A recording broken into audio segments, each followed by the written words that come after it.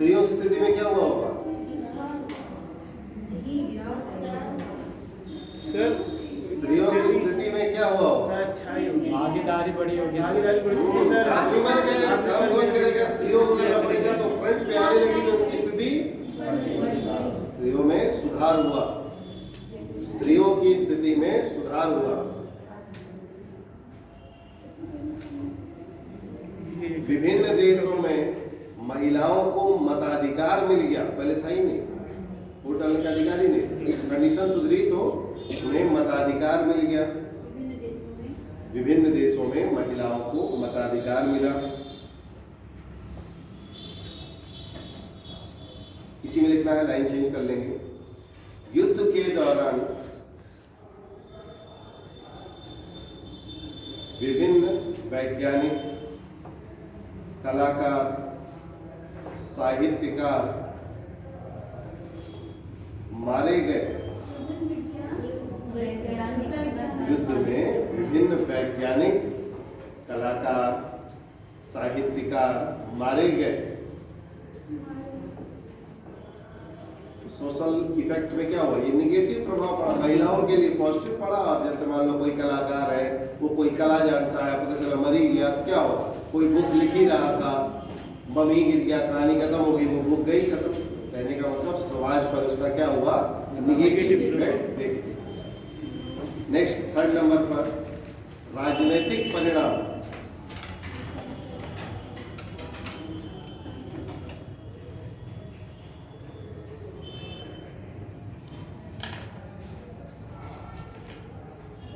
एक नियामक संस्था का गठन हुआ, नियामक संस्था का गठन हुआ, जिसे हम नियामक मतलब रेगुलेटिंग बॉडी, वही जो अभी बताए हैं राष्ट्र संघ। नियामक संस्था का गठन हुआ जिसे राष्ट्र संघ कहा गया।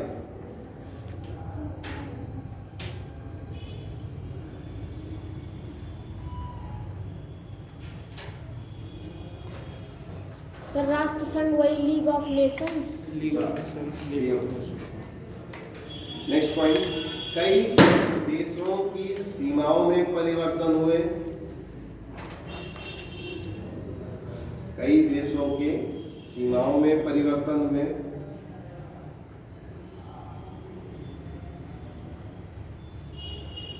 कई नए देश बने। कई नए देश बने। अभी लिखवाएंगे कौन सा। Line change. विभिन्न राजवंशों का अंत हुआ।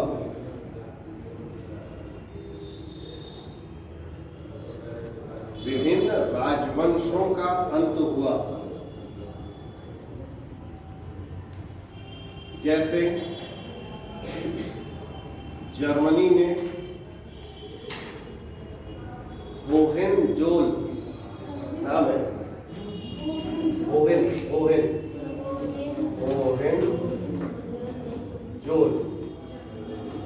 राजवंश के बाद रूस में रोमानोव, होहेन है, रूस में लिख दे रहे हैं, थोड़ा पटे नाम है ये, रोमानोव।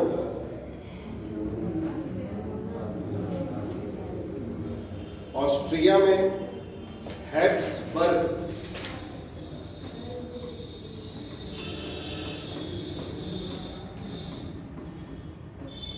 ये लिखा हुआ कोने, ऑस्ट्रिया में, यहाँ कोने हैब्सबर्ग। तथा तुर्की में खिलाफत का अंत हुआ। खलीफा भी लिख सकते हो।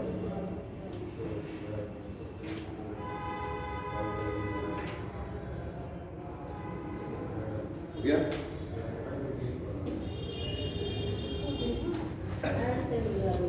हो गया? नेक्स्ट लाइन में लिखेंगे, विश्व युद्ध की समाप्ति के बाद, विश्व युद्ध की समाप्ति के बाद पेरिस में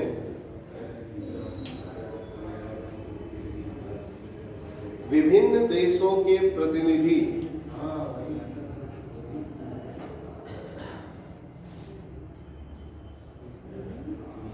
एकत्रित हुए। विभिन्न देशों के प्रतिनिधि एकत्रित हुए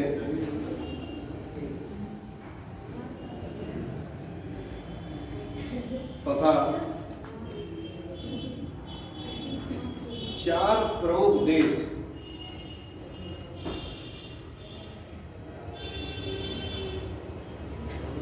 उसको लिख लो big 4।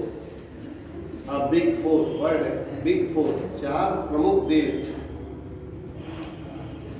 France, Italy, Britain, America. France, Italy, Britain, America के प्रतिनिधियों को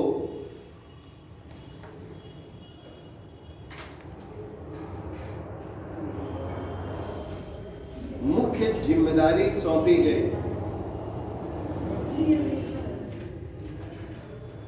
के प्रतिनिधियों को जिम्मेदारी सौंपी गई।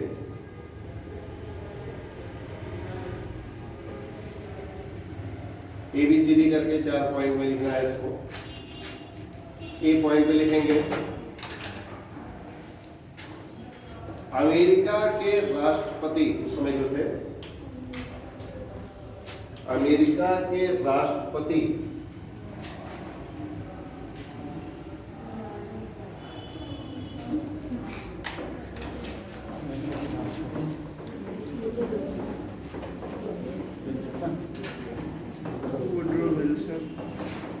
नाम लिखा है वुडरो विल्सन ने 14 सूत्री कार्यक्रम तैयार किया। 14 सूत्री 14 मांग रखी, 14 सूत्री कार्यक्रम तैयार किया।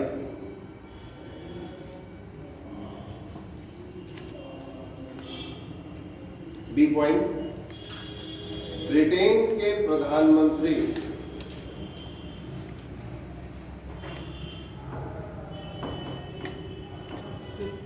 लॉयड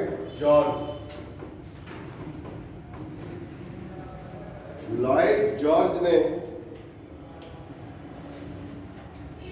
जर्मनी पर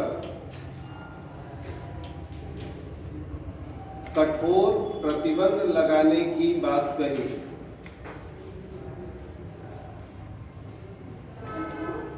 प्रतिबंध लगाने की बात कही।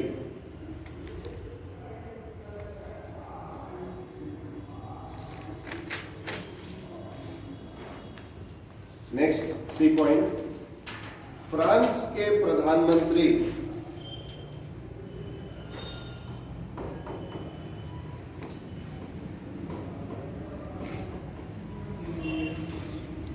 क्लीमेंशु द्वारा नाम लिखा है, क्लीमेंशु द्वारा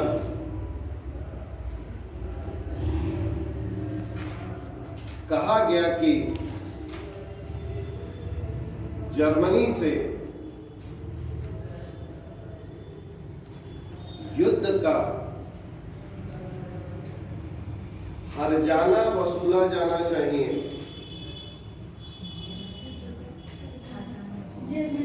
जर्मनी से युद्ध का हर्जाना वसूला जाना चाहिए।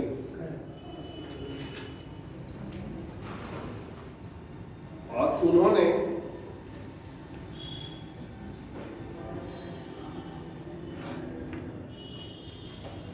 उसे ईश्वर के 10 आदेश संज्ञा दी।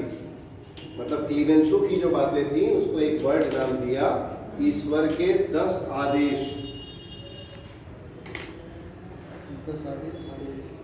की संज्ञा दी जाती है। डी पॉइंट पे लिख लीजिए इटली के प्रधानमंत्री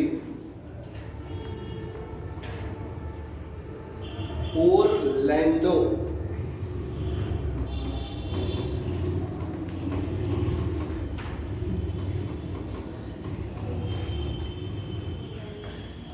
उनका कोई खास ओपिनियन नहीं था, लेकिन वो बिग फोर में थे इसलिए नाम लिख दिया गया। इटली के कौन थे? ओरलैंडो, फ्रांस के क्लीमेंशो, ब्रिटेन के लॉयड और यूएसए के वुड्रो विल्सन। सबसे मेन कौन थे? वुड्रो विल्सन थे। लेकिन जर्मनी से वसूल करने के लिए एकदम कौन लड़ाई थे? क्लीमेंशो। नेक्स्ट लाइन में, पेरिस के शांति सम्मेलन के परिणाम स्वरूप, नहीं नेक्स्ट पॉइंट उच्चार हो गया ABCD ना। अब नेक्स्ट लाइन, नाम दिखवा दिए, बस नाम जानो। बिग फोर में ये चार मेन थे ना, यही तो चार कह रहा है क्या? बिग फोर यही जो है पेरिस शांति सम्मेलन में सबसे मेन किरदार, उनका नाम जानते हैं। नेक्स्ट लाइन में, पेरिस के शांति सम्मेलन के परिणाम स्वरूप, शांति सम्मेलन के परिणाम स्वरूप अनेक स्थानों पर संधियां हुई।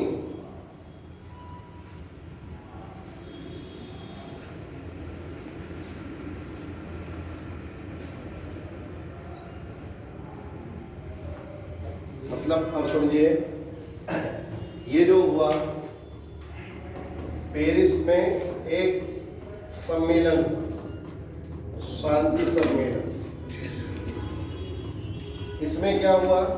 बहुत सारे देशों के प्रतिनिधि शामिल थे, तो सब मिलके कोई काम तो कर नहीं पाएंगे, तो उसने क्या कर दिया गया? इनको मेन कर्ता धर्ता बना दिया गया, बिग फोर बना दिया गया। और इसी शांति सम्मेलन की जो बातें निकल के आई, उसको अलग अलग जगह पर, अलग अलग स्थानों पर संधियां की गई, अलग अलग देशों के साथ। ये संधि है इस देश से, इसे ये करना होगा, ये संधि है इस देश से, इसे ये करना होगा। तो पेरिस में क्या हुआ? एक सम्मेलन हुआ वर्ल्ड वॉर के बाद, जिसमें अलग अलग देशों से तमाम सारी संधियां की गई, और उन संधियों के परिणाम स्वरूप क्या क्या हुआ अब हो जाएगा। पहला लिख लीजिए, सेब्र की संधि। पहला लिखेंगे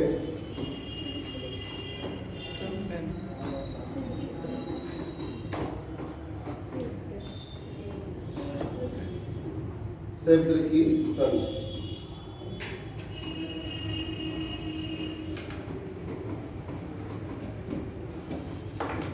इसमें लिखिए, यह संधि तुर्की से की गई।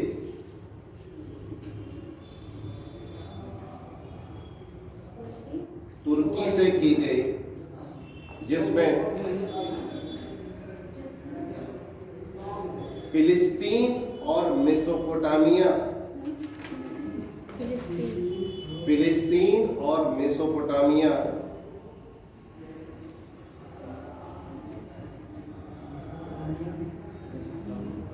ब्रिटेन को दे दिया गया।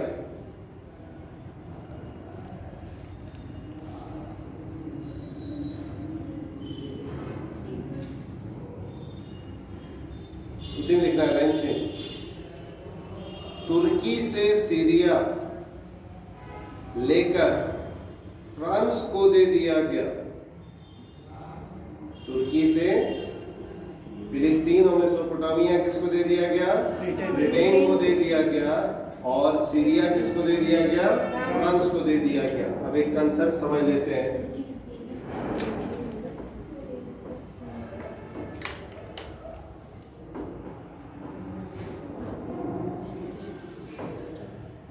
ये दिया किस तरह से गया? उस देश को दे नहीं दिया गया, उसके लिए एक सिस्टम निकाला गया, उसको कहा जाता है मैंडेट सिस्टम। मैंडेट सिस्टम मतलब ये हो गया कि तुर्की से सीरिया निकालकर फ्रांस को दे दिया गया, और जो सीरिया है वो किसके देखरेख में रहेगा? संयुक्त राष्ट्र की देखरेख में रहेगा। कब तक रहेगा?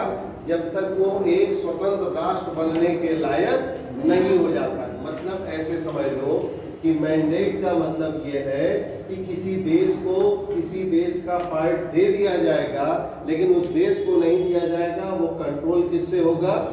संयुक्त राष्ट्र से कंट्रोल होगा। और वो हिस्सा जब डेवलप विकास कर जाएगा खुद आजाद होने के लिए, तो वो फिर एक क्या बन जाएगा? अलग देश बन जाएगा। तो इसको क्या कहा जाता है? मैंडेट प्रणाली या मैंडेट सिस्टम कहा जाता है। तो नीचे पॉइंट बना के इसको लिख लीजिए, मैंडेट प्रणाली।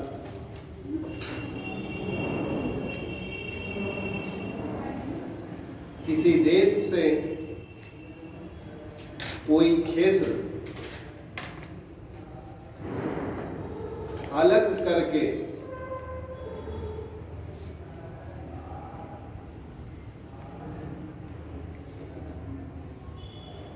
किसी अन्य देश को दे दिया जाएगा।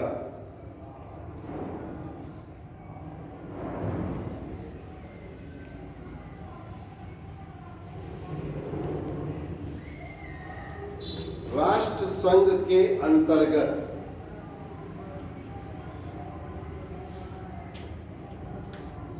राष्ट्र संघ के अंतर्गत जब तक वह देश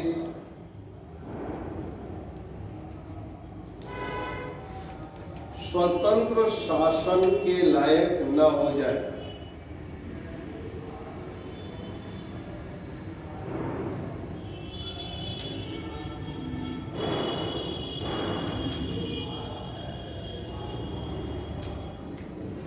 इसी को कहते हैं मैंडेट प्रणाली।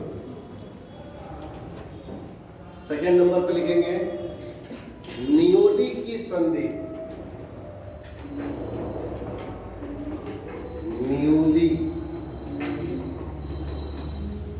न्यूली की संधि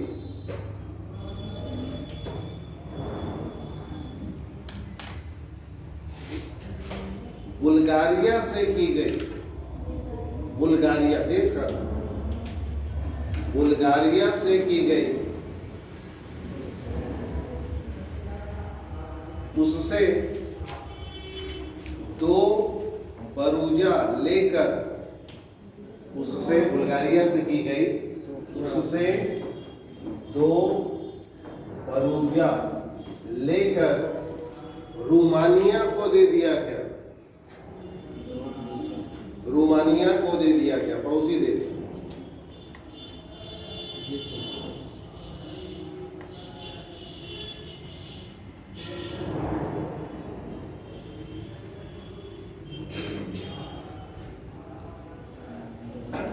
तीसरा लिखिए त्रियानो की संधि।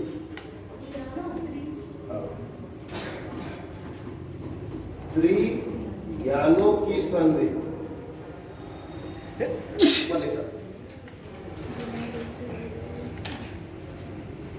हंगरी से की गई। हंगरी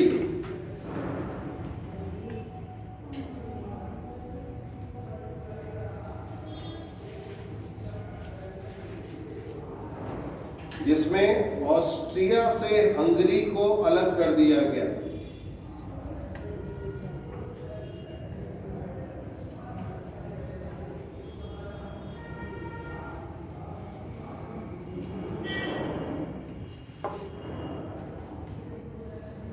तथा हंगरी का कुछ क्षेत्र ऑस्ट्रिया। क्या हुआ? क्या मिस कर गया? ऑस्ट्रेलिया का ऑस्ट्रेलिया आएगा हंगरी। ऑस्ट्रिया एंड हंगरी पहले एक साथ बोला जाता था, तो हंगरी क्या हो गया? अलग देश। ये ऑस्ट्रेलिया तो आएगा ही नहीं ना, ऑस्ट्रेलिया पहले ही दरकिनारे है, उसका कोई मतलब ही नहीं है इस वर्ल्ड में। ऑस्ट्रिया ही वर्ल्ड है, ऑस्ट्रेलिया तो आएगा ही नहीं। तथा हंगरी का कुछ क्षेत्र चेकोस्लोवाकिया को दे दिया गया। मैं क्या करूं? हंगरी का कुछ क्षेत्र चेकोस्लोवाकिया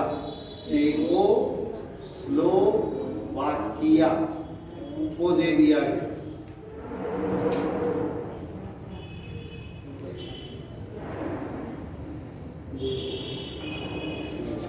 चौथा, सेंट जर्मन की संधि, सेंट जर्मन, सेंट जर्मन की संधि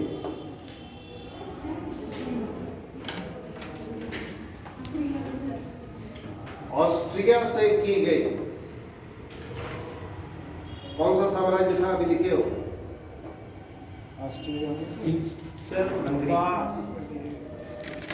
क्या था?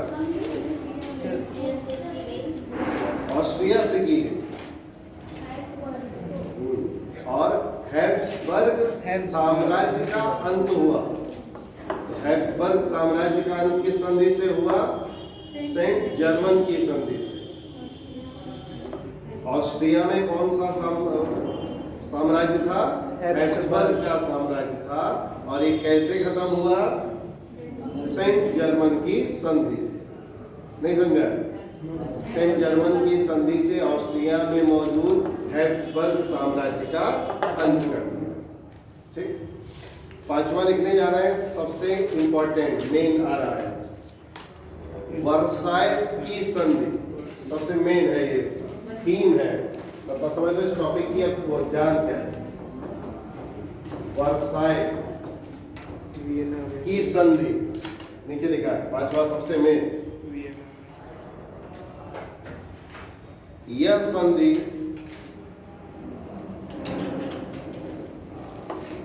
जर्मनी से की गई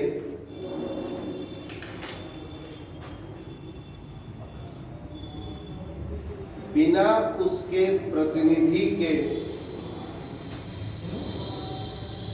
विचार विमर्श के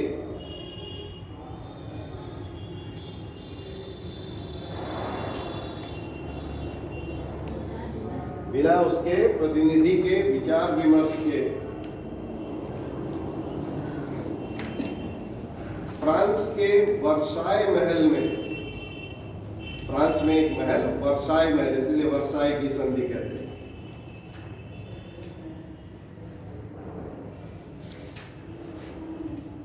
क्या था इसमें? इसके पॉइंट ढेर सारे हैं, एक दो बता भी चुके हैं पीछे। वर्साय के महल क्या था इस संधि में? देखिए, युद्ध हार जाने के रूप में 6.6 मिलियन पाउंड जर्मनी देगा। 6.6 मिलियन पाउंड जर्मनी देगा, बहुत ज्यादा होगा।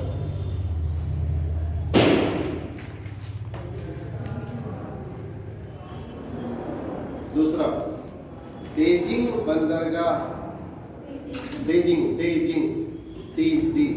तेजिंग बंदरगाह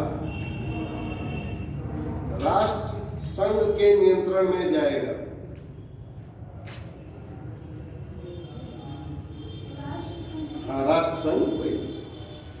राष्ट्र संघ के नियंत्रण में जाएगा।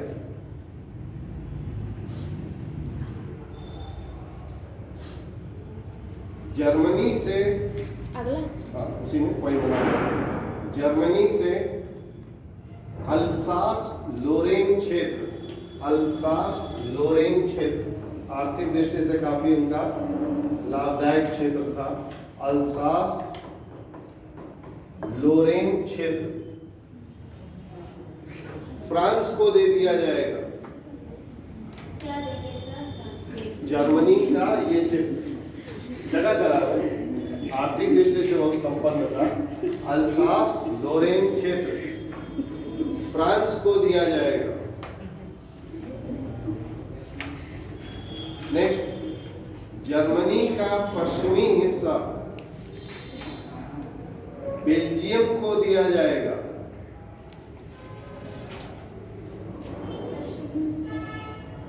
बेल्जियम, जर्मनी का पश्चिमी हिस्सा बेल्जियम को दिया जाएगा।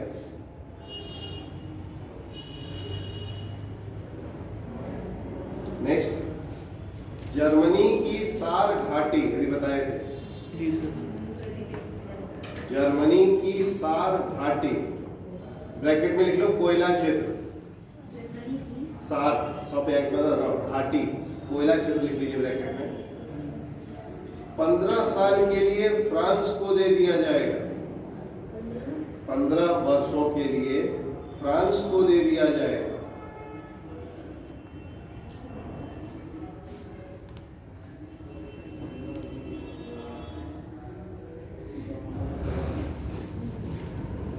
समझा रहा है? सब नुकसान हुआ, लाइन चेंज करके कंबाइंड में लिख लेंगे।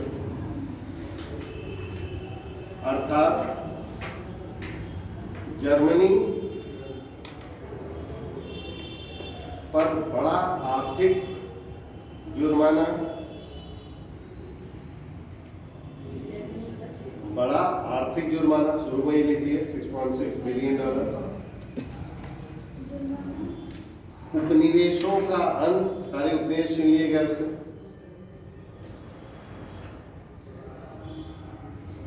और 15% भूभाग में कमी हो गई।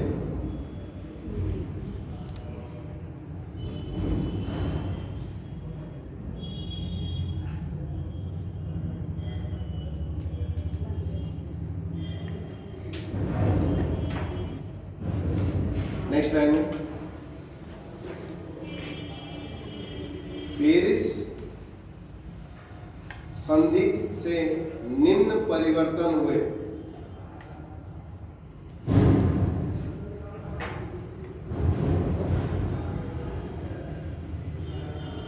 पोलैंड की स्थापना,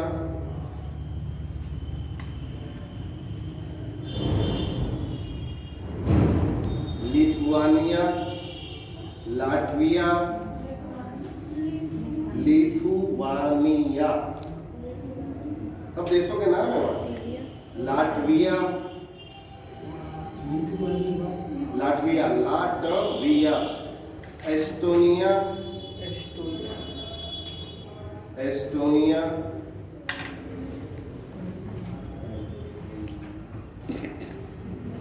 देशों की स्थापना हुई।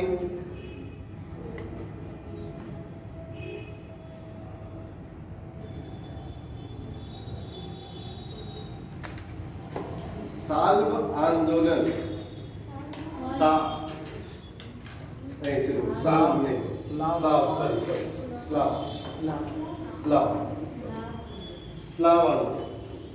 स्लाव आंदोलन समाप्त हुआ और यूगोस्लाविया देश बना।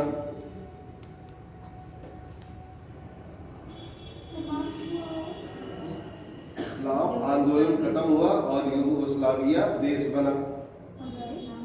यूगोस्लाविया, इसमें ऐड कर लो, यूगोस्लाविया देश बना।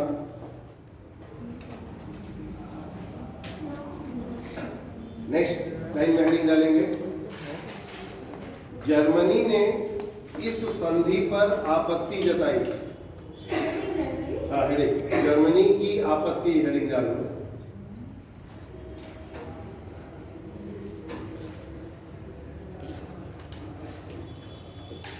पहला, सिर्फ जर्मनी को ही दोषी मानना। अरे उसने स्टार्ट करा दिया तो कोई दूसरा रोक लेता, तीसरा रोक लेता, सब लड़ी पड़े। सिर्फ जर्मनी को ही दोषी मानना उसको सही नहीं लगा कि हम ही खाएंगे। दूसरा, निशस्त्रीकरण सिर्फ जर्मनी पर लागू, हथियार नहीं रखना है, 1 लाख से ज्यादा सेना नहीं होनी चाहिए, ये सब प्रतिबंध लगा दिए गए।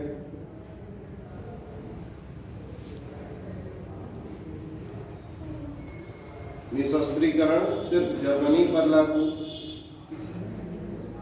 जर्मनी के उपनिवेश छीन लिए गए। हाँ तीसरा,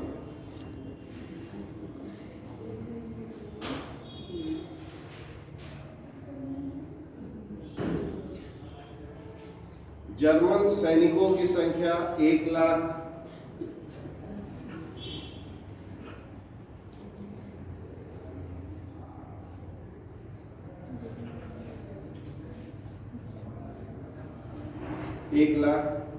लास्ट लिख लो। बिना बातचीत सीधे संधि पर हस्ताक्षर करा दिए गए, चर्चा ही नहीं की थी।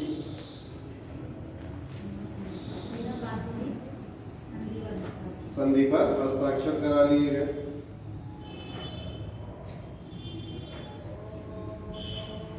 नेक्स्ट लाइन में मूल्यांकन, वर्ल्ड वॉर फर्स्ट का या उससे होने वाली चीज का मूल्यांकन।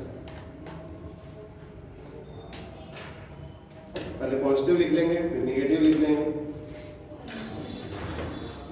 यूरोप में शांति छा गई, हाँ पॉजिटिव हुआ, शांति छा गई, पॉजिटिव।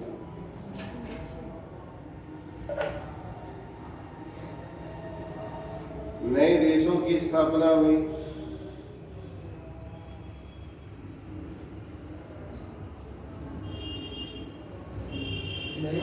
नए देशों की स्थापना पॉजिटिव में आएगी। अंतर्राष्ट्रीय समस्याओं के लिए राष्ट्र संघ की स्थापना, अंतर्राष्ट्रीय समस्याओं के लिए राष्ट्र संघ की स्थापना।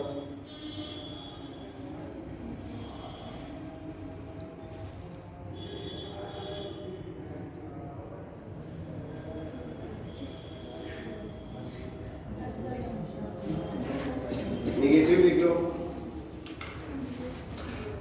निगेटिव एक ही हुआ, केवल जर्मनी को दोषी माना गया और उस पर इतना प्रतिबंध लगा दिया गया जो फिर क्या हो गया, फूट गया आगे। निगेटिव लिखिए, जर्मनी को ही दोषी करार दिया गया।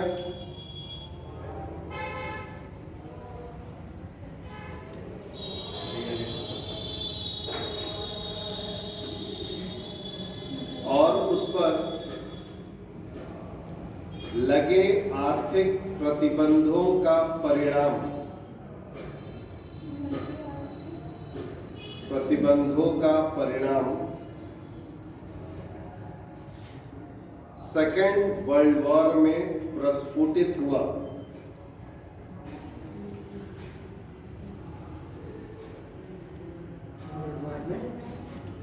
या द्वितीय विश्व युद्ध से प्रस्फुटन हुआ से हो गया। एक स्टेटमेंट लिखेंगे, हम लोग बता चुके हैं उसको। फ्रांसीसी मार्शल फोर्स की टिप्पणी है, मार्शल फोर्स नाम था फ्रांसीसी का।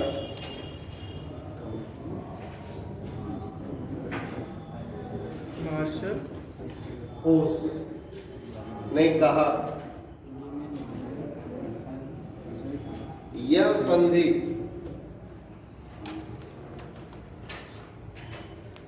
नहीं है,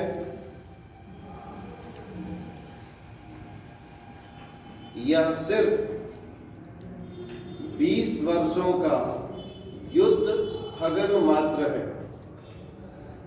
बाद में बोला होगा, शुरू में थोड़ी बोलते थे। 20 वर्षों का युद्ध स्थगन मात्र है।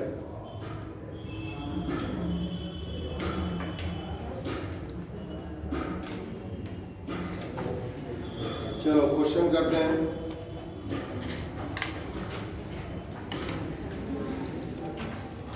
अभी पूरा पढ़े नहीं है वो पॉइंट, क्वेश्चन है, हम बोल रहे हैं। वर्साया की संधि में द्वितीय विश्व युद्ध के बीच समाहित थे। अभी सेकेंड वर्ल्ड वॉर पढ़ लेंगे तो अपने आप और अच्छे समझ में आएगा, अभी नहीं आ रहा होगा। द्वितीय विश्व युद्ध के बीच समाहित थे। नहीं लिखना नहीं है, बस समझना है इसको। समझ रहे हैं कि इसकी वजह से क्या हुआ। द्वितीय विश्व युद्ध की नींव पड़ी। प्रथम विश्व युद्ध आधुनिक इतिहास का प्रथम संपूर्ण युद्ध की संज्ञा क्यों दी जाती है? शुरू में ही समझा दिए, आप लोग को बताना है, लिखना नहीं बताना है। फिर से बोल रहे हैं, प्रथम विश्व युद्ध आधुनिक इतिहास में प्रथम संपूर्ण युद्ध की संज्ञा क्यों दी जाती है? बताइए। आधुनिक इतिहास में संपूर्ण युद्ध की संज्ञा से क्यों दी जाती है? क्योंकि सर इससे पहले विश्व ने इतना भयावह युद्ध नहीं देखा, प्लस इसका जल थल वायु पर नहीं देखा। बड़े बड़े जितने भी देश उस समय विश्व के मैप पर हुआ करते थे, वो सब आपस में कहीं ना कहीं डायरेक्ट शामिल हो गए। या इनडायरेक्ट। डायरेक्ट तो सेना भी शामिल हुई प्लस लोग भी उसमें क्या हो गए, शामिल हो गए। इसी को आपको क्या कर देना है, एक्सप्लेन या बड़ा करके लिख देना है। तो हम थीम बना रहे हैं।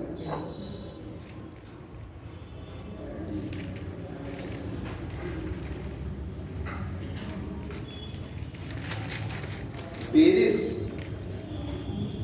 शांति सम्मेलन में न केवल सैद्धांतिक मतभेद थे अपितु व्यक्तित्व संघर्ष भी था। टिप्पणी कीजिए।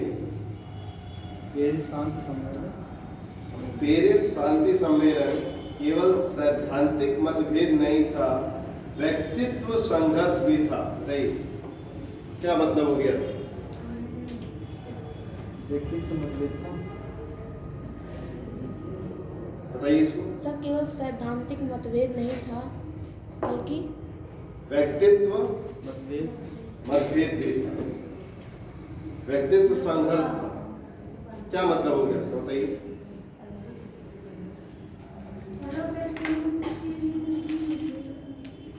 क्या इसका मीनिंग? और टेढ़ा है सर सिद्धांतिक रूप से तो देखा इसमें जाए सर लेकिन सिर्फ एक सिद्धांत पे तो चला नहीं। एक ही राष्ट्र को सिर्फ दो- एक ही एक ही राष्ट्र को दबाया गया।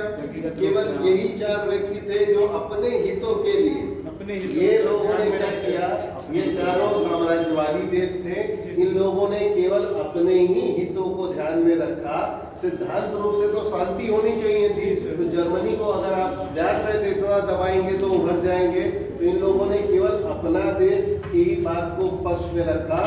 तो सिद्धांत बनाते तो सबके लिए शांति की बात करते हैं ना। तो ये व्यक्ति इन लोगों का ही मेन रोल था, जिसमें इनका नाम सबसे अग्रणी के रूप में जाना जाता है। क्लीमेंसों का नाम सबसे अग्रणी। तो केवल सिद्धांत ही नहीं था, सिद्धांत होता तो सिद्धांत क्या होता है, सबके लिए अप्लाई होता है। लेकिन इसमें क्या किया गया, सिर्फ जर्मनी को मेन दबाना क्यों था? क्योंकि इनसे इनका क्या था, इन राष्ट्रों का हित या इन राष्ट्रों को फायदा ज्यादा होने वाला था। बस ये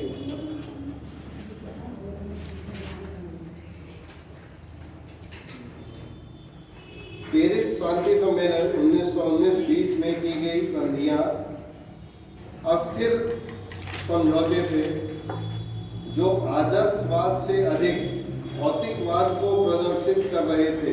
विवेचना कीजिए। जो अभी समझाया वही आंसर फिर होगा। पेरिस सम्मेलन में हुई संधियां अस्थिर समझौते थे, अस्थिर अस्थिर थे। उनका आदर्शवाद से अधिक भौतिकवाद पर, आदर्शवाद होता तो शांति, हर देश को बहाली की मिलती, लेकिन क्या था, आदर्शवाद को नहीं, भौतिकवाद को अपने हितों के लिए। वही आंसर होगा इसका भी। बस क्वेश्चन क्या है, अलग तरीके से पूछ लिया। भूभाग को बांट दिया गया। हाँ। जो लिबरल वाले क्षेत्र थे किसी को उसको कब्जा कर लिया। वर्साय की संधि भावी युद्ध के बीच शामिल थे। वही क्या है,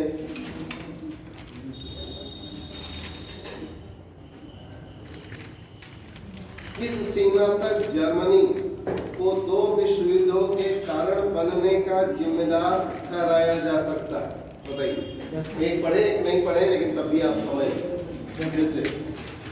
किस सीमा तक जर्मनी को 2 विश्व युद्धों का कारण बनने का जिम्मेदार बतलाया गया? सबसे पहले तो उसमें से पहले शुरुआत में क्या हुआ, इस ऑस्ट्रेलिया में ऑस्ट्रिया को सपोर्ट कर दिया। नहीं करता तो ऑस्ट्रिया हो सकता है नहीं लड़ता सर्बिया से, तो वर्ल्ड वॉर नहीं होता। तो एक तो ये हो गया। फिर उसकी वजह से उसको प्रतिबंध लगा दिए, ये बताना रहेगा, कम बताना रहेगा। और फिर धीरे धीरे वो डेवलप होने लगा, असंतोष व्याप्त था। हिटलर ने फिर क्या कर दिया, पोलैंड से अपने राज्य की मांग कर दी। और फिर सेकेंड वर्ल्ड वॉर भी, मतलब उसने जैसे पोलैंड पर अटैक किया, सेकेंड वर्ल्ड वॉर की शुरुआत। ठीक, तो जर्मनी दोनों जगह क्या था, एक मेन रोल प्लेयर के रूप में।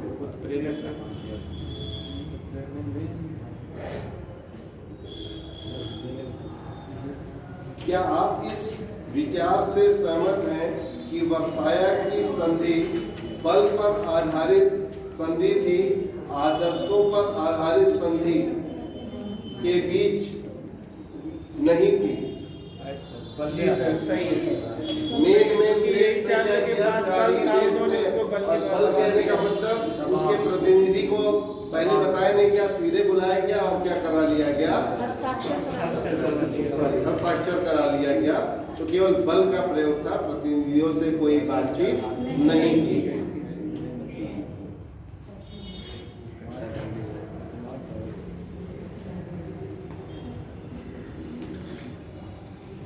1929 से 32 के बीच वैश्विक आर्थिक मंदी का कारण बताइए।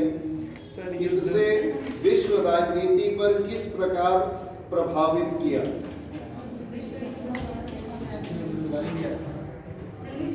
बेरोजगारी वाला कंसेप्ट बताओगे, ये हुआ क्यों वो बताओगे, और ये हो जाने के कारण आगे वर्ल्ड में क्या हुआ, सेकेंड वर्ल्ड वॉर की कंडीशन, एक जो पृष्ठभूमि जो कहा जाता है वो पैदा हुई। वो ये दोनों मिला के आंसर होगा, first and second world war दोनों मिला के ये आप आंसर होगा। बहुत सारे उपनिवेश स्वतंत्र हो गए। हाँ वो तो सेकंड वर्ल्ड वॉर के बाद अरे दोनों मिला के कैसे? हाँ, लेकिन ये फर्स्ट वर्ल्ड वॉर का क्या हुआ? दोनों बताना पड़ेगा ना, दोनों बताना पड़ेगा दोनों। नेक्स्ट क्वेश्चन है, मंदी के लिए उत्तरदायी कारणों और शक्तियों की वर्णन कीजिए। तो यूरोप के देश पर इसका क्या प्रभाव पड़ा? मंदी का कारण बताना है। मंदी का कारण यही है, पूरा यही आप बता सकते हैं। जब ज्यादा जर्मनी पर प्रतिबंध लग गया तो विभिन्न देश अब धीरे धीरे क्या होने लगे, अपना आयात करना चाहते थे, निर्यात कम से कम करना चाहते थे, जिससे तालमेल क्या होने लगा, धीरे धीरे बिगड़ने लगा, प्रतिकूल होने लगा, कम होने लगा, जिसका इफेक्ट क्या पड़ा कि दो देशों के बीच जो व्यापारिक संबंध होते थे वो खराब होना शुरू हो गए। और धीरे धीरे जब व्यापार एक टाइम में तो डाउन होगा नहीं, धीरे धीरे क्या हो गया, जब फर्स्ट वर्ल्ड वॉर हुआ तो उसके बाद अपने ही देश में प्रोडक्शन करना है, दूसरे देश से न लेना देना है, अपना चीज ज्यादा से ज्यादा बेच दो। हर देश जब यही चाहने लगा तो इकोनॉमी क्या होने लगी, नुकसान होने लगी, प्रतिकूल।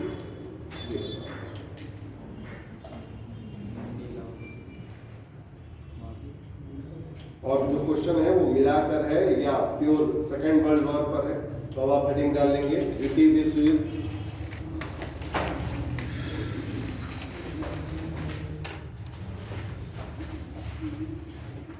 इसी तरह से पृष्ठभूमि,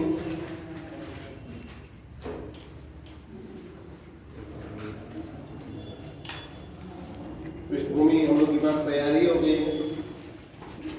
पहला लिख लीजिए, फर्स्ट वर्ल्ड वॉर के बाद आर्थिक अव्यवस्था,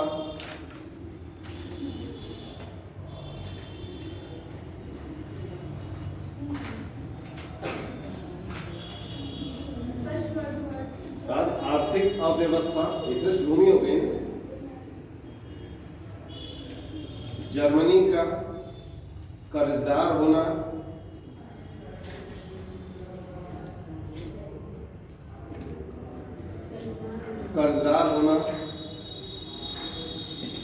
इटली की अर्थव्यवस्था का खराब होना, इटली की अर्थव्यवस्था का खराब होना,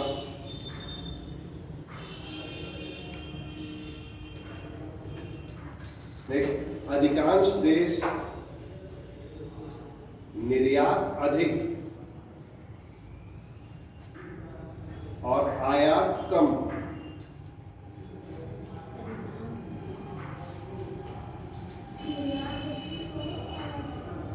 निर्यात अधिक और आयात कम पर बल देने लगे, जिससे व्यापार संतुलन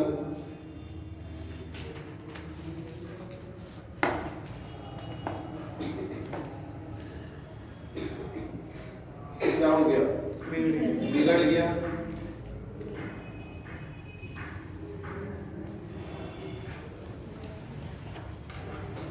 अब हेडिंग डालेंगे द्वितीय विश्व युद्ध का कारण।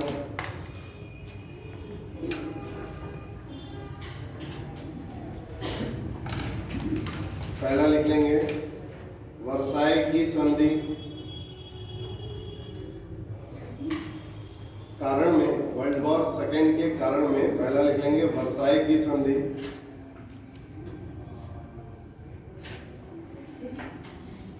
जर्मनी पर सब लिख चुके हैं, यहाँ शॉर्ट में लिखवाएंगे।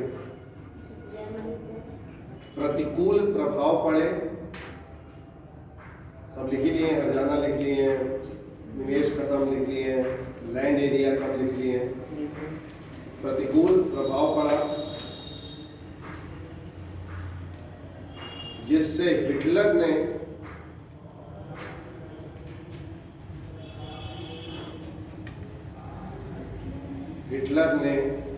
लोगों को युद्ध के लिए क्या कर लिया, रेडी कर लिया, प्रेरित कर लिया, तैयार कर लिया।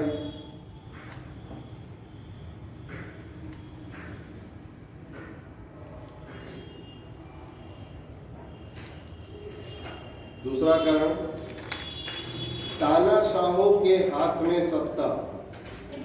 हाँ, सेकंड कारण में सेकंड, पहला था वर्साई की संधि, दूसरा कारण बना तानाशाहों के हाथ में सत्ता।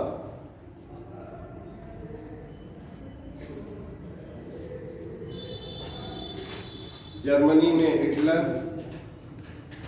इसी में लिख रहा है।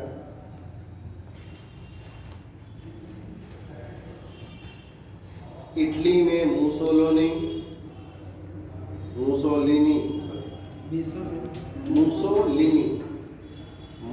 वहां पे छोटा हूं, सोलिनी। इटली में मुसोलिनी, स्पेन में जनरल फ्रैंको,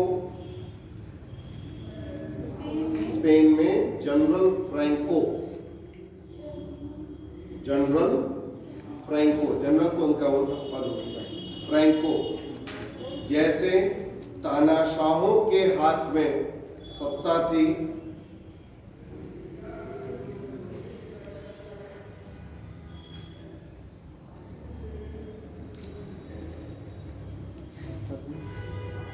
जिस कारण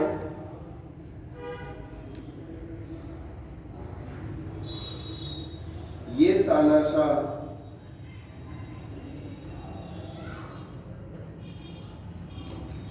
लंबे समय तक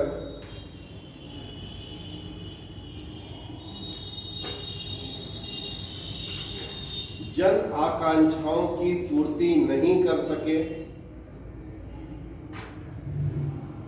लंबे समय तक लोगों की बात नहीं पूरी कर पाए, जन आकांक्षाओं की पूर्ति नहीं कर सके,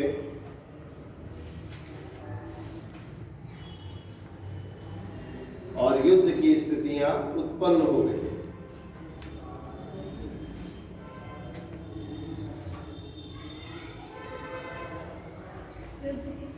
उत्पन्न होने लगे।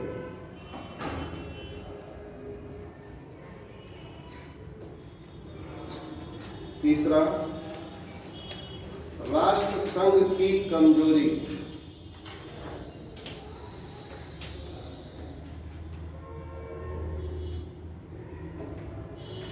राष्ट्र संघ की कमजोरी।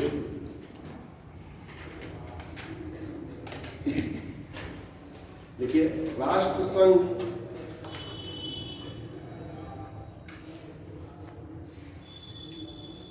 की सदस्यता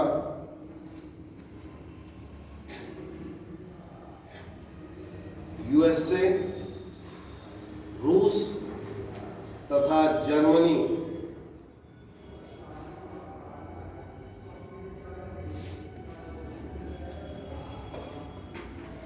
की नहीं थी। न यूएसए उसमें शामिल था, न रूस था, न जर्मनी। जर्मनी तो ऐसे ही होता। भारत उस समय भारत आजाद नहीं हुआ था। अच्छा, ब्रिटेन उसका ब्रिटिश भारत था। भारत का गुलाम। ठीक। अतः राष्ट्र संघ एक कमजोर प्रणाली थी।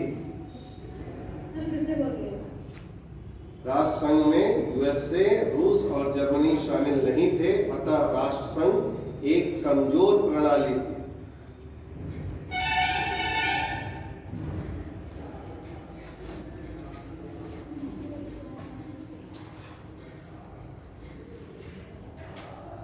लाइन चेंज करके लिखिएगा।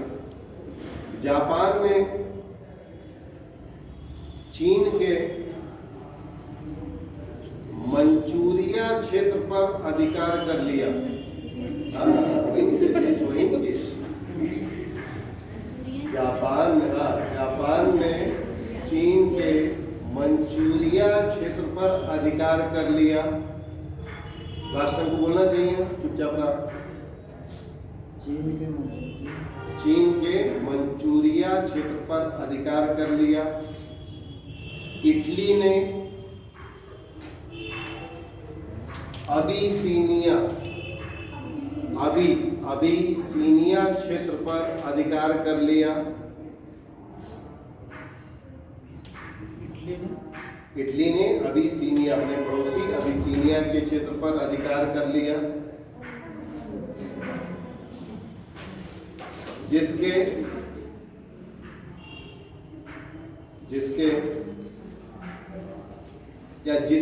जिसे राष्ट्र संघ को रोकना था,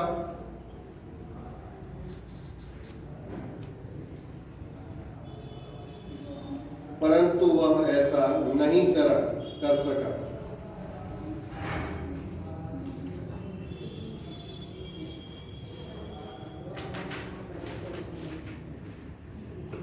चौथा पॉइंट लिखेंगे, शस्त्रीकरण की होड़,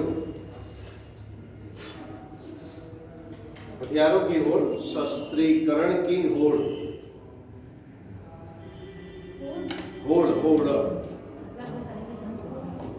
ज्यादा से ज्यादा हथियार बनाने से।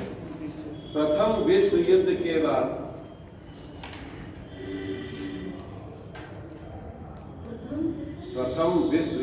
बाद देशों के बीच शस्त्रों की होड़ लग गई।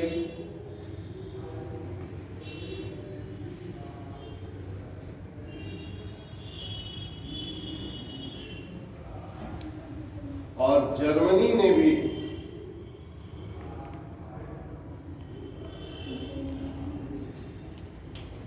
यह कार्य किया। उसका तो बैन था सर, लेकिन तब भी वो किया।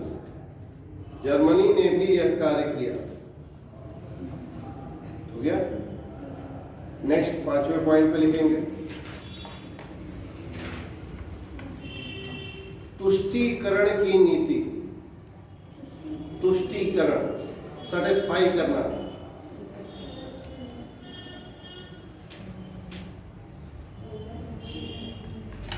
हुआ क्या, इंग्लैंड जो है जर्मनी को सपोर्ट करने लगा। क्यों सपोर्ट करने लगा? इंग्लैंड औद्योगिक देश था, उसके प्रोडक्ट बनेंगे। जर्मनी एक उसका क्या था, बड़ा मार्केट था, तो अगर उसके प्रोडक्ट नहीं बिकेंगे तो वो गड़बड़ हो जाएगा। तो वो एक तरह से इधर भी था शामिल, और वो क्या था, जर्मनी का सपोर्ट भी कर रहा था। क्यों सपोर्ट कर रहा था? उसका सामान नहीं बिकेगा तो काम नहीं चलेगा। तो इसको क्या कहा जाता है, दोनों ओर से जो है तो उसको तुष्टीकरण की नीति कहा जाता है। सेटिस्फाई करके रखना, मतलब अपने दुश्मनों को भी क्या करो, अपने पक्ष में रखो, कब वो हमारे काम में। लिख लीजिए, ब्रिटेन ने तुष्टीकरण की नीति अपनाई।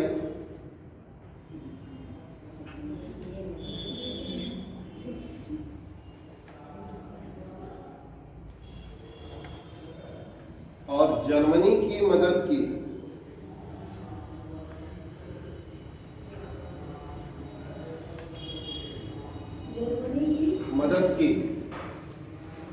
जिससे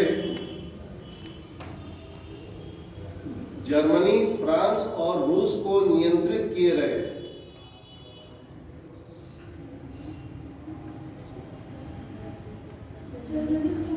को नियंत्रित, कंट्रोल करके रखे।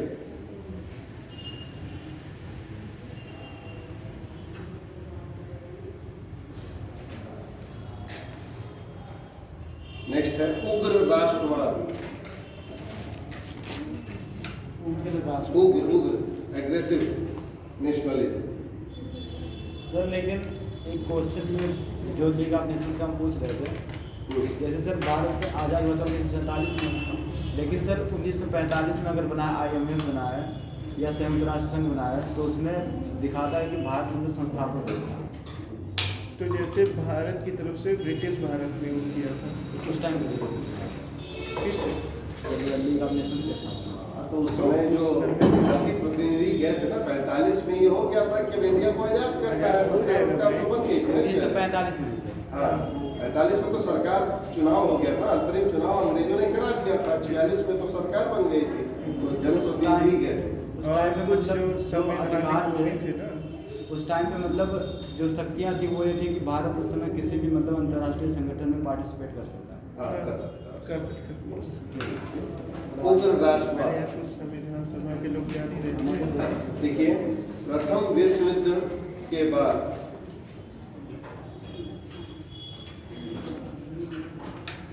लोगों का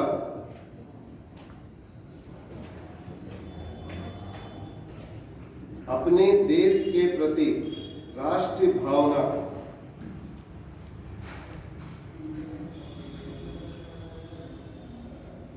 जागृत होने लगी।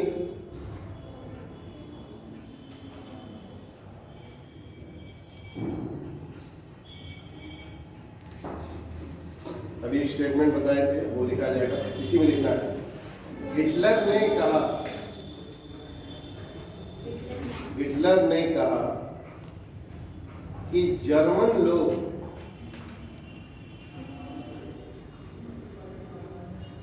सर्वश्रेष्ठ प्रजाति है।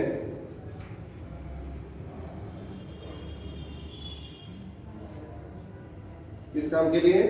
विश्व पर शासन करने के लिए।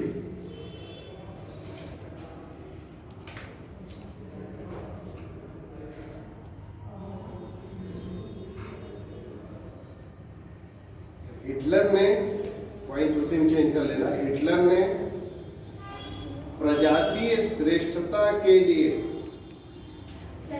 हिटलर ने प्रजातीय श्रेष्ठता के लिए, ये बता चुके हैं क्लास में, अल्पसंख्यक यहूदियों को, फिर से हिटलर ने प्रजातीय श्रेष्ठता के लिए अल्पसंख्यक यहूदियों का नरसंहार कराया। बड़ी संख्या में बर्बाद किया, नरसंहार कराया।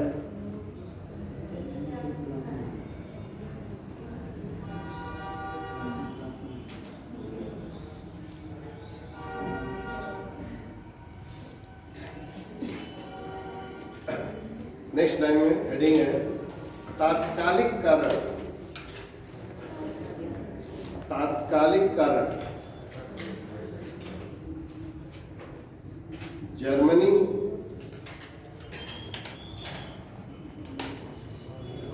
पोलैंड से जर्मनी पोलैंड से पोलिश क्षेत्र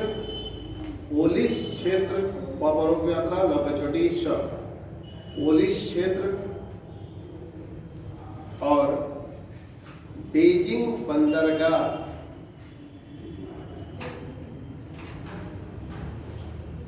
मांग रहा था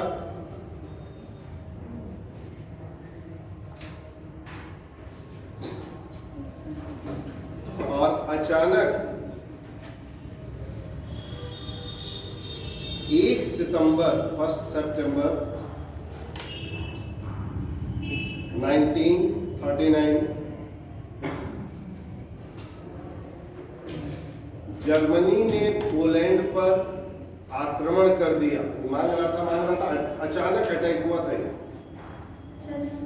पोलैंड पर अचानक आक्रमण कर दिया 1 सितंबर 1939।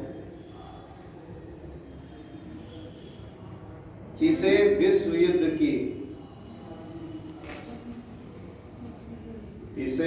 युद्ध की शुरुआत कहा गया।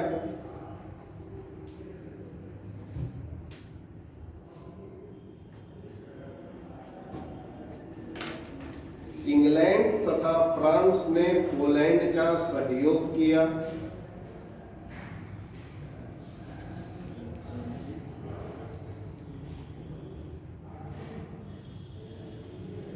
पोलैंड का सहयोग किया और 6 वर्ष चला द्वितीय विश्व युद्ध।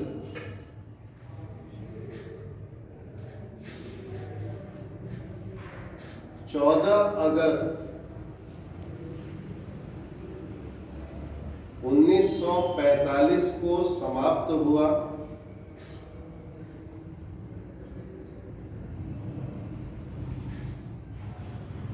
जब जापान ने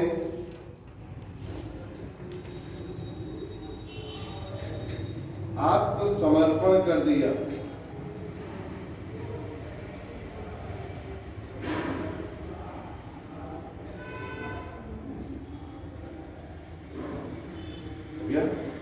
नेक्स्ट लाइन में हेडिंग डालेंगे द्वितीय विश्व युद्ध के परिणाम।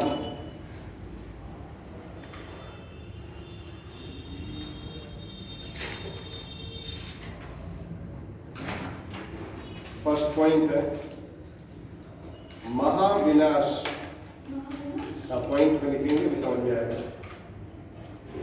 2 करोड़ सैनिक और 4 करोड़ नागरिक मारे गए। शुरू में ही बता दिया 6 करोड़ तो मरे ही, इतने ही मान लो घायल भी हुए और 4 करोड़ नागरिक मारे गए।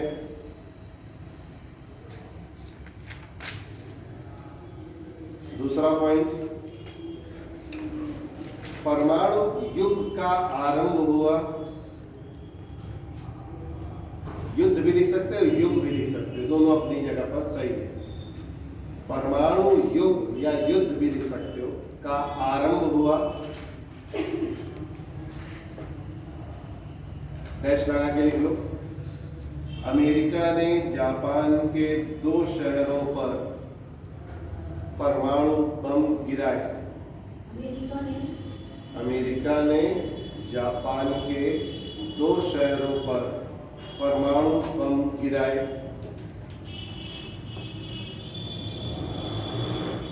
ए और बी करके लिख लो। ए पॉइंट पे लिख लो 6 अगस्त 1945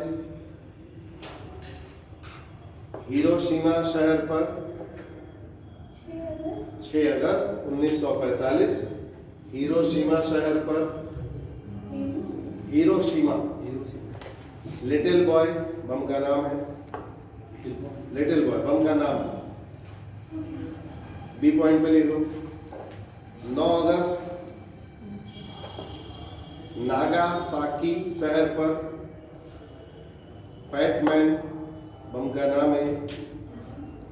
9 अगस्त 1945 नागासाकी शहर पर फैटमैन बम का नाम।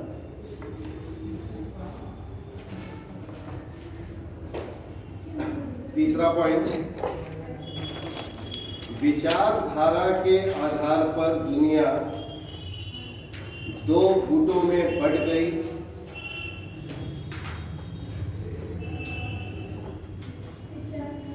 विचारधारा के आधार पर दुनिया 2 गुटों में बंट गई। शुरू में ही समझा दी हूं। ए पॉइंट पे लिख लो पहली दुनिया,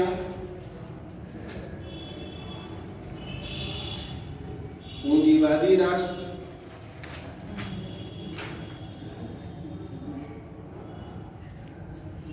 जिसमें राज्य अर्थव्यवस्था में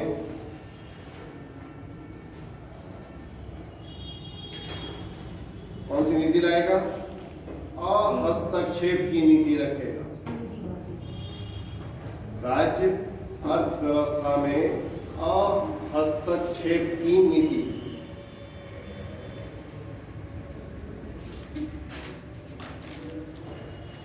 बी पॉइंट दूसरी दुनिया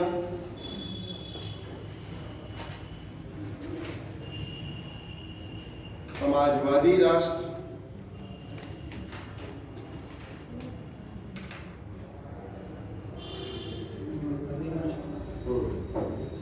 साम्यवादी राष्ट्र। इसका मतलब क्या हो गया, और लिख लीजिए, अर्थव्यवस्था पर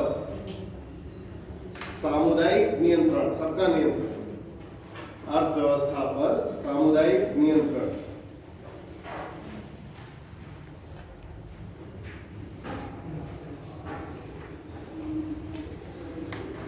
हो गया। चौथे नंबर पे लिखेंगे राष्ट्र भावना का कमजोर होना।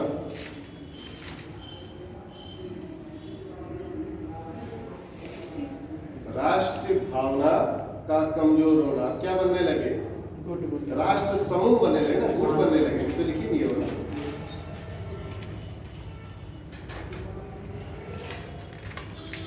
नेक्स्ट 5वें नंबर पर लोकतांत्रिक शासन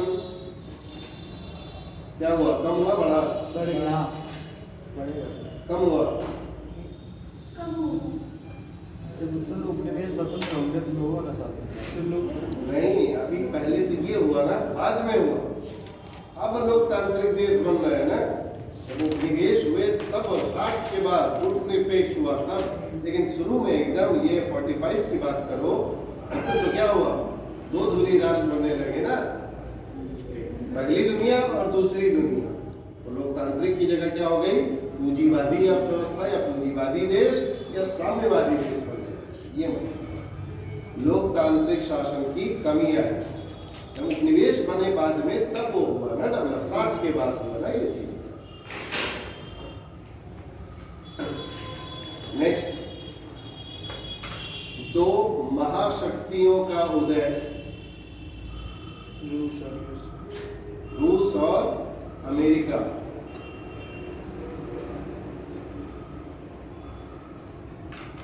दो महाशक्तियों का उदय, रूस एंड अमेरिका, और इनके बीच आपस में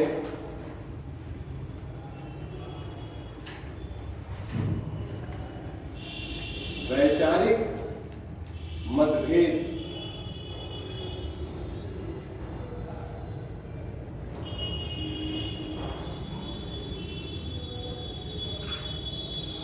इनके बीच तनाव की स्थिति को, मतभेद उसी में लिखेंगे कॉमा लगा के, इनके बीच वैचारिक मतभेद की स्थिति को शीत युद्ध, कोल्ड वॉर की संज्ञा दी गई।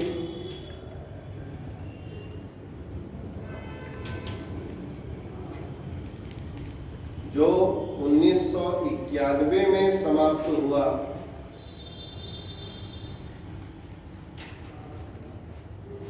यूएसएसआर के विघटन से, जो 1900 जो शीत युद्ध की संज्ञा दिलाई जिसे, जो 1991 में समाप्त हुआ, यूएसएसआर सोवियत संघ के विघटन से, union of Soviet socialist Republican country, USSR के विघटन से।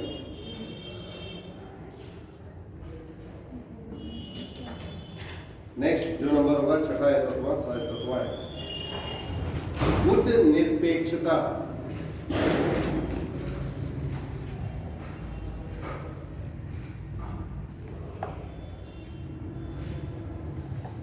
द्वितीय विश्व युद्ध के बाद साम्राज्यवाद क्या हुआ, मजबूत की कमजोर, कमजोर पड़ने लगा।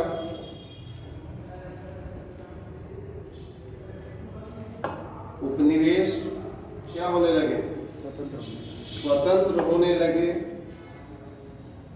साम्राज्यवाद कमजोर होने लगा, उपनिवेश स्वतंत्र होने लगे।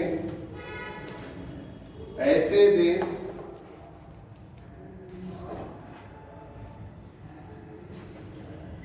अपने आर्थिक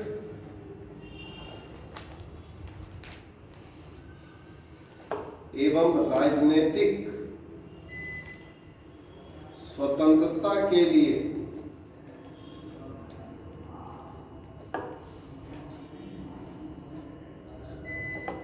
दोनों गुटों से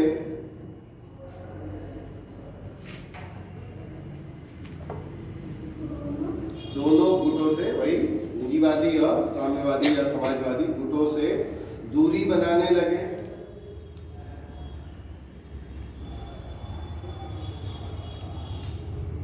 अतः इन्हें गुट निरपेक्ष राष्ट्र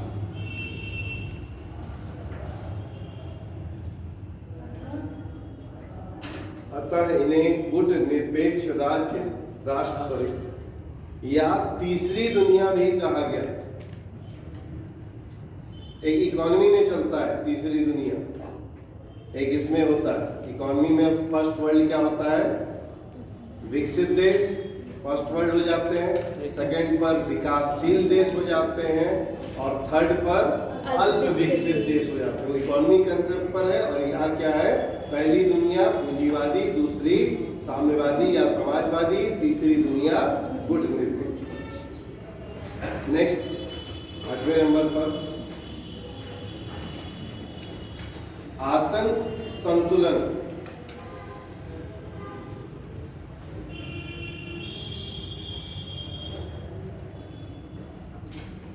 परमाणु बम की होड़ के कारण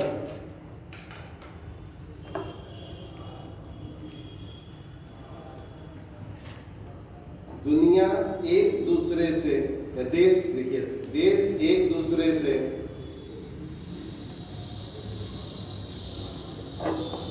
डरे रहते हैं।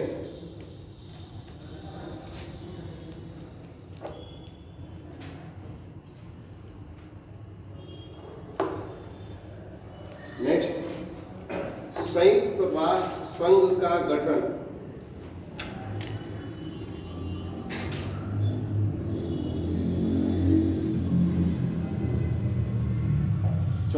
अक्टूबर 1945 को 24 अक्टूबर यूएन डे के रूप में मनाते हैं, इसको तारीख के साथ याद रखना होगा। 24 अक्टूबर 1945 को यूएनओ का गठन हुआ।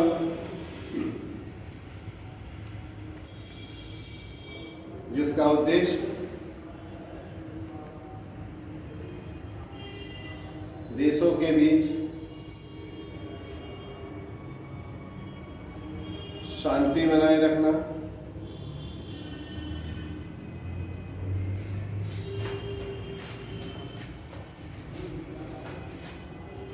और भी बहुत से काम है यूएन के, पर्यावरण के लिए भी होता है और भी तमाम तरह की चीजों के लिए होता है। नेक्स्ट लाइन में, द्वितीय विश्व युद्ध के बाद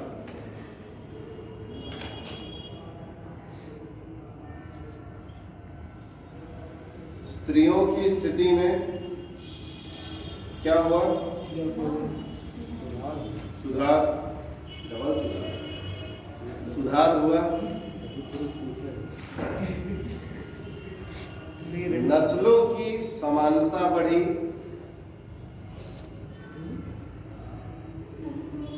समानता बढ़ी। पहले माना जाता था कि ब्रिटिश या जर्मन के जो सैनिक है वही ज्यादा श्रेष्ठ है, लेकिन बहुत सारे इंडियन सोल्जर्स भी गए, अन्य देशों के सोल्जर्स भी गए, तो वो भी उसी तरह से अच्छा परफॉर्म किए। तो ये नहीं लगा कि ये जो नस्ली भेदभाव है वो क्या होने लगा?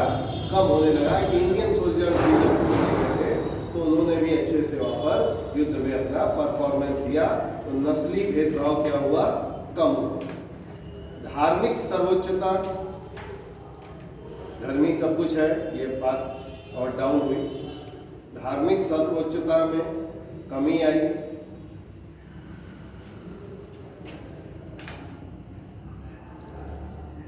वैज्ञानिक क्या हुआ? उन्नति हुई। वैज्ञानिक खोज, उन्नति, डेवलपमेंट।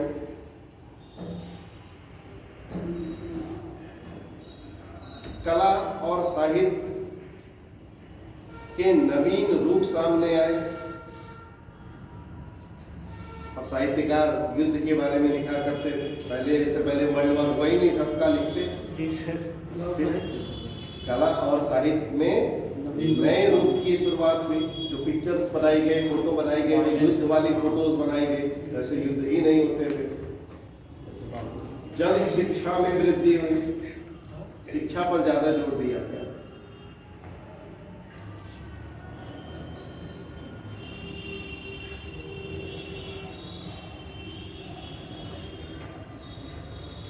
मानवतावाद को बल दिया गया।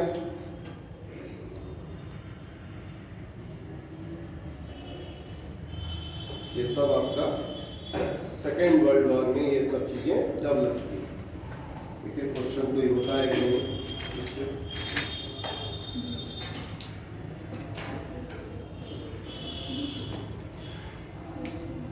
हिटलर वास्तव में युद्ध नहीं चाहता था। उसका इरादा पोलैंड के साथ केवल एक संक्षिप्त युद्ध का ही था। टिप्पणी कीजिए। हिटलर युद्ध नहीं चाहता था पोलैंड के साथ। उसका इरादा केवल एक संक्षिप्त युद्ध का। कैसे बताओगे इसको? इसको क्या है? क्वेश्चन है। हिटलर क्या हिटलर युद्ध नहीं चाहता था, वह सिर्फ पोलैंड के साथ एक संक्षिप्त युद्ध चाहता था। टिप्पणी की। जो उसका क्षेत्र लिया गया था वो उसको वापस चाहता था, मांग रहा था, लोग नहीं दे रहे थे, उसने अटैक कर दिया। तब तक बाकियों ने अटैक कर दिया उस पर, तो धीरे धीरे बहुत छिड़ गया। तो धीरे से दे देता तो इस तरह की कंडीशन नहीं। जैसे पहले वाले में अगर उसमें साथ दिया होता ऑस्ट्रिया का तो नहीं होता। इसीलिए दोनों वर्ल्ड वॉर में जर्मनी को जो है मेन मान लिया।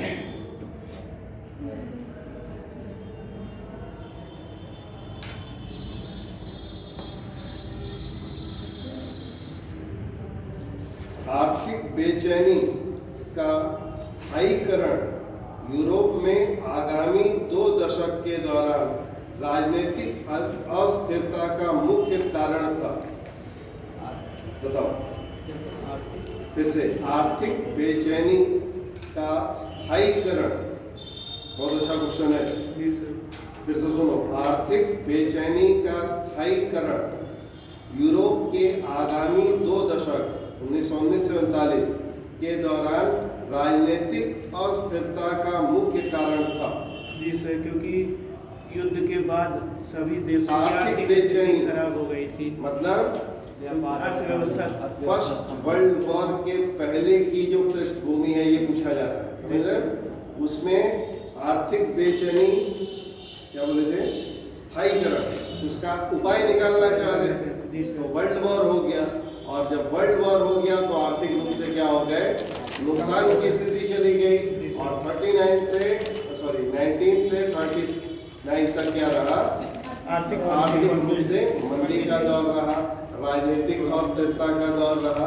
इस वजह से फिर सेकेंड वर्ल्ड वॉर। तो इसमें आपको पूरा आंसर देना पड़ेगा। आर्थिक बेचैनी में क्या बताना पड़ेगा? फर्स्ट वर्ल्ड वॉर के पहले की पृष्ठभूमि। स्थायीकरण क्या बताना पड़ेगा? सेकेंड वर्ल्ड वॉर हो गया, फर्स्ट वर्ल्ड वॉर हो गया। यूरोप में आगामी 2 दशक क्या बताना पड़ेगा? आर्थिक मंदी का समय रह गया वो बताना रहेगा।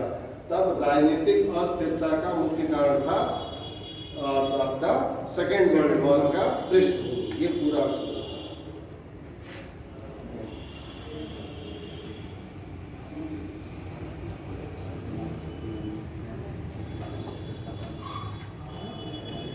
विश्व युद्ध का आरंभिक क्षेत्र यूरोप था, लेकिन बाद में वह एशियाई और प्रशांत सागरीय क्षेत्र हो गया।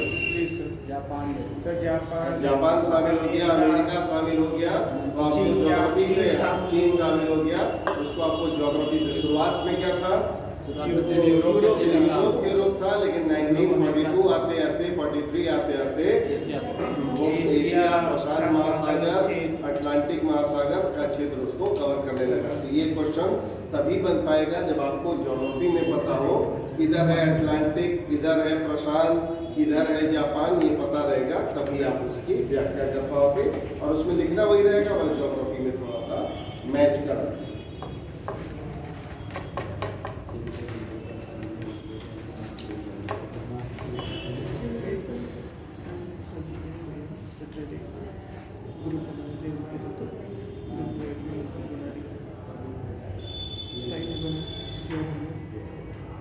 ये तो हो ही चुका।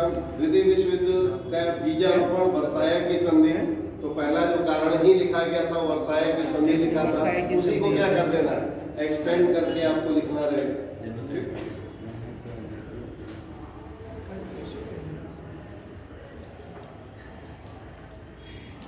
असल में वर्ल्ड हिस्ट्री की जो है आपके उसमें सिलेबस में 10 ही क्लास अलॉटेड है। 10 क्लास समझ रहे हो? बहुत कम। आवश्यकता से अधिक कम हो गई 10 क्लास आप किया। डबल चल रही थी ना, जी सर। डबल चल रही थी ना, 2.5 से 5.5 चल रही थी ना। उधर 4 दिन चली, पिछले हफ्ते वाले में चली, एक बच गई थी, उधर दूसरे सब की लग गई थी। तो फिर हमारे इतना कम टाइम, और ये ऐसा होता है कि अगर हमको सिर्फ डाटा लिखवाना रहता तो हम बता भी देते, कुछ नोट्स भी भेज देते, आपको वो कर देते, तो डाटा चलता रहता। लेकिन ये क्या है, जब तक ओवरऑल इसको समझोगे नहीं तब तक आप कुछ लिख नहीं पाओगे। अब आप सोचो 10 क्लास पहले की अपनी कंडीशन, सब आप टॉपिक नहीं पढ़ पाए, उतना टाइम ही नहीं था कि आपके जितने टॉपिक थे उसको 10 क्लास में पढ़ भी लिया जाए, समझ भी लिया जाए, लिख भी लिया जाए, आंसर भी राइटिंग, उतना टाइम नहीं रहता है। लेकिन मैक्सिमम कोशिश किया गया, सब नहीं हुआ, आपको ही मालूम है, आपको भी अगर वर्ल्ड हिस्ट्री कभी पढ़े होंगे तो जानते होंगे। तो टाइम इतना कम था कि उसमें जल्दी करने में भी जो है कई टॉपिक आपके छूट भी गए। तो आपको करना ये कि जितना आप पढ़ें उसको थोड़ा क्या करो, करते रहो, क्वेश्चन उसके करते रहो, ये तो मजबूत हुआ रहे। फिर कोई छोटा टॉपिक लेके खुद से भी पढ़ने की हैबिट डालिए। देखिए हमने तरीका बता दिया आपको, कंसेप्ट आंसर लिखना भी कम टाइम में बहुत कुछ बता दिया। तो आप प्रयास करते रहेंगे ना, तो ये नहीं है कि आपने मान लीजिए आपने रूसी क्रांति नहीं पढ़ी, आपने फ्रेंच रेवोल्यूशन भी नहीं पढ़ पाए, तो ये नहीं है कि आपको उसको छोड़ देना। आपको क्या करना है, उसको कहीं बुक से मिल जाए, किसी नोट से मिल जाए, यूट्यूब से मिल जाए, तो उससे पढ़ो उसको। लेकिन पहले ये वाला पक्का करो, जितना पढ़े 10 क्लास में उसके डिफरेंट टाइप ऑफ क्वेश्चन, हम बहुत सारे क्वेश्चन दे भी चुके हैं आपको, उन क्वेश्चन को आप लगाइए। फिर कोई टॉपिक उठाइए, मान लीजिए फ्रांसीसी क्रांति नहीं चल पाए क्लास में, तो वो आप क्या कीजिए, किसी नोट से, यूट्यूब से या कहीं से उसको क्या कीजिए, पढ़िए, और फिर उसके क्वेश्चन खुद ही से कीजिए। तो थोड़ा करोगे, क्योंकि आप अचानक तो आपको दे ही देना रहता है, ये कब काम में आएगा, जब आप किसी भी PCS का चाहे UPSC का मेंस दोगे तब काम में आएगा। तो कहने का ये मतलब है कि इसको एकदम छोड़ ना देना, अभी जितना तक पढ़े हो उसको रिवीजन, क्वेश्चन करते रहना। और जो टॉपिक छूट गया है, 5-7 टॉपिक मान लो छूटा हुआ, तो उसको आप क्या कीजिए, कहीं नोट कर लीजिए, और उसको नोट से, किसी बुक से, यूट्यूब में किसी का वीडियो अगर अच्छा दिख रहा हो तो उससे आप थोड़ा ही पढ़िए। टारगेट बना लो डेली 15 मिनट वर्ल्ड हिस्ट्री पढ़ना, तो वही पर्याप्त रहेगा, वो चलता रहेगा ना। तो छोड़ दोगे ना, ये एक ऐसा टॉपिक है कि ये छोड़ दोगे तो फिर क्या हो जाएगा, केवल वो जो है यही याद रहेगा कि विश्व युद्ध 1914 से 18 के बीच हुआ था पहला, और 39 से 45 तक हुआ था दूसरा। बस इतना ही याद रहेगा। उसके अलावा जो है बिस्मार्क कौन, मुसोलिनी कौन, वर्साइल्स संधि क्या, हिटलर जर्मनी था, जापान का था, ये सब कंफ्यूजन उत्पन्न। तो 15 मिनट ही उसको पढ़ते रहो। कब तक पढ़ो, ऑस्ट्रिया में 15 मिनट टारगेट बना के रोज इसको पढ़ते रहो, ताकि वो आपको क्या रहे, रिदम में बना रहे। और जब एकदम प्री का कोई एग्जाम मान लीजिए आपके है, कोई एग्जाम आ गया, तो उसके 15-20 दिन, महीना भर पहले उसको रोक दो। ऐसा नहीं कि उस समय पढ़े जा रहे हो, पता चला प्री में कुछ आना नहीं है, वर्ल्ड हिस्ट्री से पढ़े जा रहे हो, 15 मिनट पढ़े जा रहे हो, नहीं, उस समय बंद कर दो। लेकिन अगर आपको 2, 3, 4, 6 महीने कोई एग्जाम नहीं दिख रहा है, तो अपना 15 मिनट से 20 मिनट का कोई एक पैकेट बना लो, कभी भी किसी भी टाइम, किसी बुक से, किसी वीडियो से, किसी भी तरीके से उसको करते रहिए। नहीं भी पढ़ रहे, पुराना जो अपना नोट्स बना हुआ है उसी से कोई ना कोई क्वेश्चन लगाते रहो, ये रेगुलर में। एग्जाम आ जाएगा तो फिर इसको स्टॉप कर देना, फिर मेंस के समय में पढ़ो, अलग कॉपी बना के रखो। ये पहले दिन से हम बोल रहे हैं, ठीक। ये आपका जो है 10 क्लास का छोटा सा हिस्सा था जो हमारे जिम्मे मिला था, ये लोगों ने पढ़ लिया।